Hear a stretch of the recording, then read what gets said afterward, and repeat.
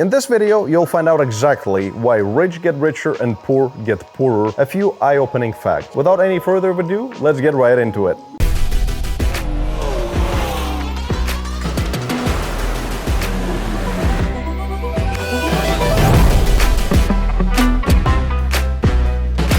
Hello there, my name is Tomas Korallo and welcome to my YouTube channel. If you're new to the channel, please consider subscribing, there is a lot to learn here. Now, there's always been this battle between the 1% and the 99% and always a lot of controversy when it comes to big money, to rich billionaires and multimillionaires and how they've made their money, etc. And there are a lot of limiting beliefs in the heads of poor people who think that big money can only be achieved illegally or in some kind of malicious ways. Sometimes this is the case actually, but it really depends on how you look at it.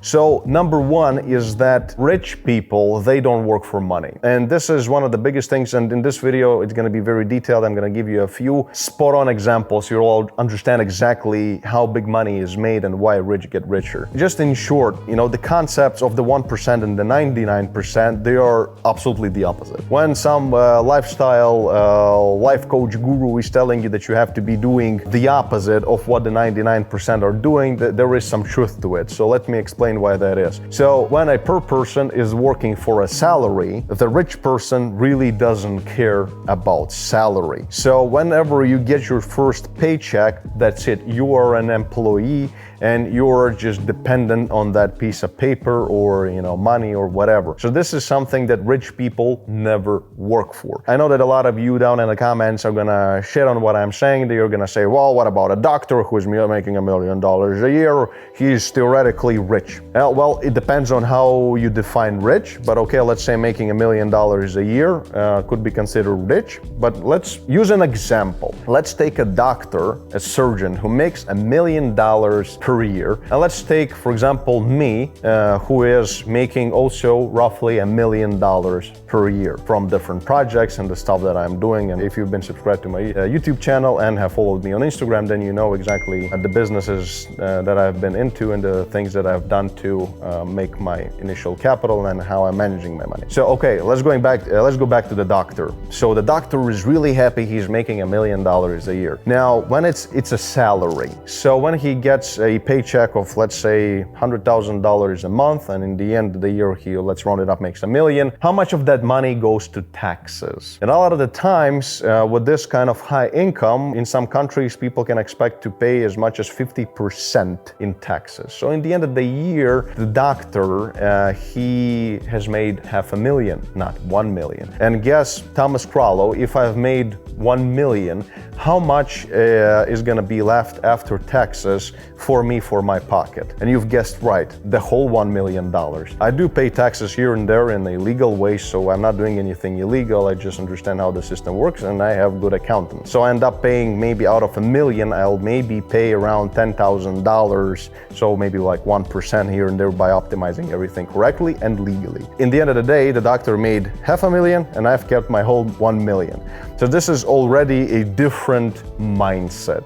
This is a different approach to money. This is a different understanding of how the whole system actually works. So once again, rich don't work for a salary. But let's take me out of the picture and let's take somebody who is like really big, some, I don't know, real estate tycoon or some billionaires, etc. What they're using is something that mechanism that they're using is the same mechanism that is actually destroying other people. So this is the mechanism I'm going to discuss in this video is the one that is called taxes and money printing and loans. So debt, taxes, and printing of money. These three things are horrible for poor people, and these things make poor people poorer. So when the government is printing money, there is inflation, people are suffering, things become more expensive, the salaries don't really catch up, the wages, the amount of money that people make, they don't really increase that much, taxes increase, so for the same amount of work, they get a lot less in terms of what they can purchase and how they can live.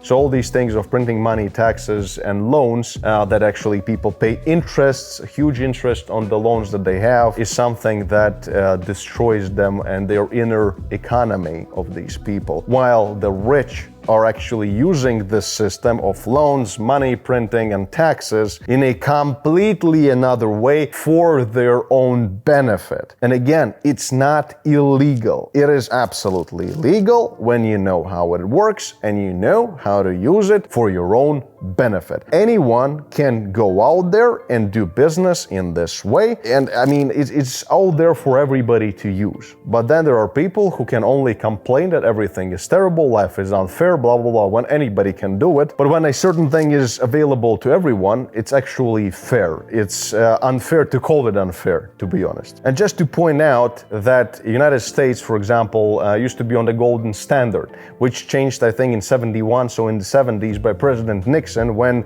the United States economy basically turned into an economy based on debt. So from golden standard to the debt. And this is actually the turning point when it has changed. So it changed like fucking 50 years ago, and those who had two brain cells to rub together learned how to use this system. So let's get into the topic of debt. Most people, their usual mindset of the 99%, the usual mindset of a per person is to get a salary, to have a stable income, which in reality you can get fired at any given moment for anything, or cutbacks, or you spilled a cup of coffee on the shirt of your boss or whatever. I've never seen a paycheck to be actually stable and something reliable. A paycheck is just as unreliable as anything else in this life. So the mentality is to get yourself a paycheck, something that you can rely on, and then get, of course, you have to get a mortgage. You must get yourself a house because it's, you know, it's a good investment, without understanding anything about investments, but they call it good investment, and it's not a good investment. And they want to put that money in there because it's their future, it's where they live, and you know, they're making maybe $50,000 a year, but they're buying a house for $300,000. So this is theoretically something they cannot afford, but they are using the loan system to just drown themselves even deeper into the swamp of this whole 99% way of living, and the using of debt in the wrong way. And then of course the mentality which precedes this idea of getting the mortgage and a loan to get a house, they need to pay it off. So the next mentality is to work as hard as you can, make other people rich in the process, and pay it off by the age of 60. The mentality is that they must get rid of the debt, while rich are using this debt. There is nothing wrong with that. Me personally, I don't really like any, debt or stuff. I always somehow was able to finance my own businesses and ideas using my own money. So I've never needed a bank. But again, I was never getting into a multi-million-dollar real estate deals or something like that, which I couldn't afford.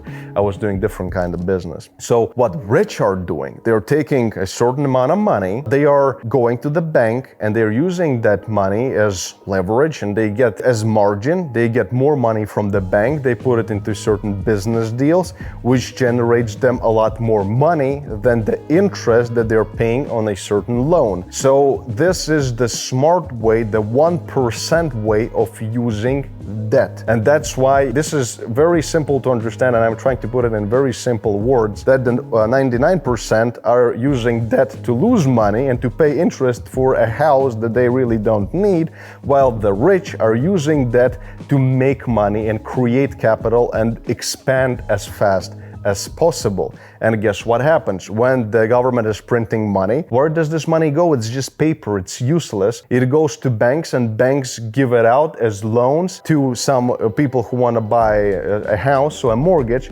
and to smart 1% people who want to use debt to scale their business, to create cash flow, and only then to purchase something. And then of course, again, so a simple person works a job, gets a salary, pays a huge tax on that salary, then buys a house, which again, there is going to be tax, that he gets a loan using the salary that he gets that is already taxed. So every time he does something, his net worth is actually going down, and he's losing at every single turn. While the rich person doesn't work for a salary, uses money as a collateral to get a lot more money, so also the debt system, just in a different way, to make a bigger business, to scale it, and then when he makes a huge profit just because he was using the debt in a smart way, he's not not gonna pay a single dollar in taxes because he's gonna optimize it by not just withdrawing it and using it for something stupid.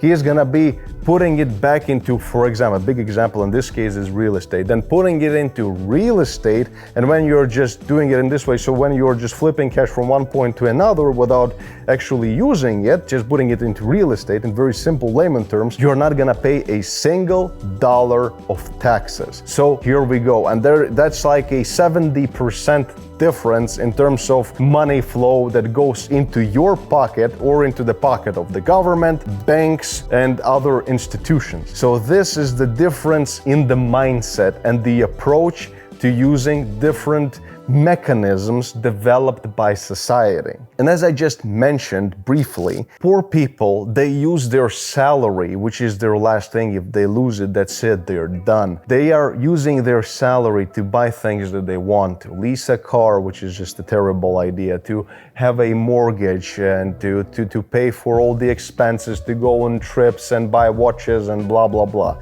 When a rich person, and this is very simple, he uses money, as I said, as the collateral. He uses loans to make even more money, then he doesn't pay any taxes because he puts that money into the next deal and gets even more financing again from the bank because he's so good and his capital has increased from the previous deal. And in this way becomes quite rich really fast, and then uses that cash at the end of the day to create cash flow, so invest into a business that generates money. And only then he uses this cash flow of a business. That's what I can do as well if I wouldn't be living in Dubai. Of course, we have zero tax at all. So, and then uses that cash flow in the company to purchase jets, cars, houses, etc. And a lot of that stuff actually can be written off as expenses. So again, you will not pay a single dollar of taxes. Me, I'm a media person. I have a lot of advertisements. I'm selling digital products. Even if I would be, doing everything physically in the United States and being a United States citizen and stuff, I wouldn't be really paying any. I could go buy myself a Rolls Royce and I could write it off as an expense just because I need it for my lifestyle. This is how I sell, this is my marketing. So it's all in the law. You can use this very easily. So when a doctor who made $1 million and wants to buy $500,000 Rolls Royce, he's gonna end up spending half of that money on taxes. And then when buying a Rolls Royce, then he will have nothing left. When I make $1 million, I'll keep that $1 million. And if I wanna buy a Rolls Royce, I'll still have $500,000 left. And then also when you're buying something as a company, you do get, in certain countries, you get certain advantages. You can buy certain things, especially in Europe, you can buy them without VAT. So you get things cheaper. And actually, it's not rocket science. It's just thinking a little bit out of the box of poor people and of living within this cruel system. And quite honestly, it's sad. I mean, there is nothing I can say about this. World is made for rich people.